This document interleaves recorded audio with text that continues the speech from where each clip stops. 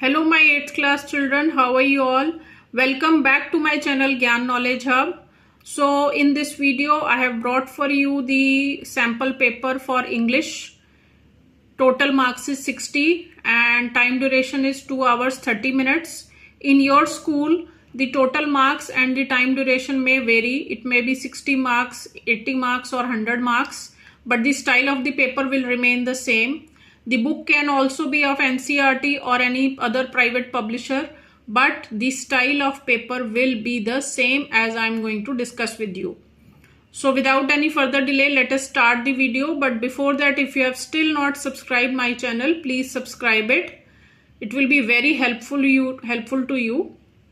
So first section is reading section. As you know, reading section में क्या होता है, आपको अनसीन पैसेज आता है, बट 8th में आपको एक अनसीन पैसेज नहीं आएगा, 2 अनसीन पैसेजेस आएंगे and they will not be very simple in language, so it can be some difficult English also.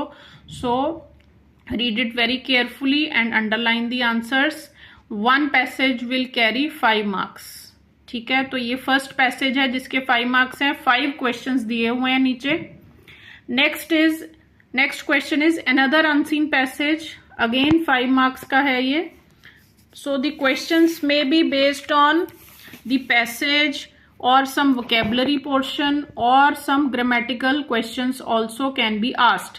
जैसे यहाँ पे दिया हुआ है, pick out the word from the passage which means the same as ability to recover from difficulties. तो ये question vocabulary का हो गया. फिर असर्शन रीजनिंग क्वेश्चन भी आ सकते हैं आपको अनसीन पैसेज में से. ये 2 आपको असर्शन रीजनिंग क्वेश्चंस दिए हुए हैं, तो आप इसको ध्यान से पढ़ सकते हैं and you have to tick the right option. Next है राइटिंग सेक्शन.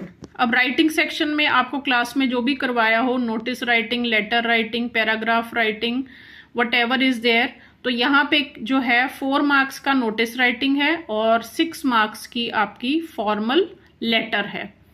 तो फॉर्मल लेटर में या नोटिस में कुछ भी आप जहां पे भी लिख रहे हो, आपको रूल्स पता होने चाहिए. डेट कहाँ पे लिखनी है, क्या क्या उसमें लिखना है हेडिंग में. You should know each and everything. सभी चीजों के मार्क्स होते हैं अलग अलग. नेक्स्ट है ग्रामर. ग्रामर में आपको फर्स्ट क्वेश्चन है, convert the following sentences from active to passive. अब आपको पैसिव टू एक्टिव भी आ सकता है, एक्टिव टू पैसिव भी आ सकता है, right. So 4 sentences, half mark each, total 2 marks. Next question है आपका, fill in the blanks with the correct tense form of the verbs in the brackets.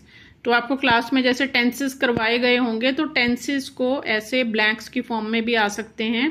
जो वर्ड ब्रैकेट में दिया हुआ है उसका करेक्ट फॉर्म ऑफ वर्ब लगाना है. नेक्स्ट क्वेश्चन है आपका, identify the type of dependent clause. Clauses जो हैं उसकी पहले आपको सेंटेंस में पहले आपको क्लॉज फाइंड आउट करना है, फिर किस टाइप का क्लॉज है वो भी बताना है आपको. एडजेक्टिव है, एडवर्ब है या नाउन है. Next question, fill in the blanks using appropriate determiners. तो ये तो सिंपल है, जब आप पढ़ोगे तो आपको पता चल जाएगा कहाँ पे क्या लगना है. आर्टिकल्स वगैरह होते हैं इसमें. तो ये 3 मार्क्स का है. Again half mark each blank. अब आते हैं जी लिटरेचर पोर्शन पे. लिटरेचर में आपको रेफरेंस टू द कॉन्टेक्स्ट जरूर आएगा. यहाँ पे 10 मार्क्स का रेफरेंस टू कॉन्टेक्स्ट है. इसमें क्या है, the ice was here, the ice was there, the ice was all around. अब इसमें असर्शन रीजन बना के क्वेश्चन डाला गया है, थोड़ा ट्विस्ट कर दिया गया है ताकि थोड़ा समझने में आपको टाइम लगे. नेक्स्ट है आपका, identify and explain the poetic device used in the line. तो इस लाइन में पोएटिक डिवाइस आपको ढूंढनी है कौन सी है. फिर व्हाट एटमॉस्फेयर और mood is created by the description the ice was all around. ये आपकी बुक में से ही पोएम है, उसी में से क्वेश्चन आंसर्स दिए हुए हैं. She is the head of the school and has new ideas. अब ये बी पार्ट है. पहला जो था वो उसके 3 पार्ट्स थे.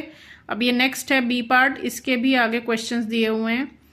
सो ये भी लेसन में से ही है. आपके किसी भी लेसन में से कोई भी लाइन दे सकते हैं टीचर, और उस लाइन की बेसिस के ऊपर आपको क्वेश्चन आंसर्स आएंगे. असर्शन रीजनिंग भी आ सकती है. तो इस क्वेश्चन में भी असर्शन रीजनिंग दी हुई है. नेक्स्ट है आपका सी पार्ट। सी पार्ट में अगेन एक लाइन दे दी है, into the dreary desert sand of dead habits. ये भी किसी पोएम में से आपकी बुक में से दिया गया है और उसकी बेसिस पे आपको क्वेश्चंस भी हैं, असर्शन रीजनिंग भी है। तो एग्जैक्टली ऐसा ही, क्योंकि बोर्ड के एग्जाम्स में यही स्टाइल रहता है, तो आपके 8th से ही ऐसा स्टाइल फॉलो किया जाता है, किसी भी स्कूल में ऐसा ही स्टाइल होगा। नेक्स्ट है answer any 5 of the following questions in 30 to 40 words. अब ये आपके लिटरेचर बुक में से है, इसमें आपको चॉइस है 6 में से आपको 5 करने हैं और हर क्वेश्चन जो है वो 2 मार्क्स का है, तो ज़्यादा लंबा आंसर नहीं लिखना है, हाफ पेज से ज़्यादा नहीं लिखना है आपको। नेक्स्ट क्वेश्चन है आपका answer any one of the following questions in 100 to 120 words. तो ये आ गया आपका लॉन्ग क्वेश्चन, जो कि 1.5 पेज में आपने लिखना है और इसमें आपको चॉइस है 2 क्वेश्चंस में से कोई एक करना है और ये 5 मार्क्स का है। नेक्स्ट आपका है make meaningful sentences of any 4 of the words और फ्रेजेस गिवन बिलो। तो ये 4 मार्क्स का है, कोई भी 4 वर्ड्स दिए हुए हैं, वर्ड्स या फ्रेजेस, उसमें से आपको सेंटेंस बनाना है। ये वर्ड्स आपको आएंगे आपके लिटरेचर के लेसन्स में से, जैसे पीछे वर्ड मीनिंग्स दिए होते हैं वहां से भी आ सकते हैं, कहीं और से भी आ सकते हैं। So you have to be very well prepared for the chapter. Clear? तो ये था आपका इंग्लिश का half yearly sample paper. Very soon I will be uploading the SST paper also, और जो भी और भी सब्जेक्ट्स के अगर आपको चाहिए सैम्पल पेपर्स तो नीचे प्लेलिस्ट में जाके आप देख सकते हैं।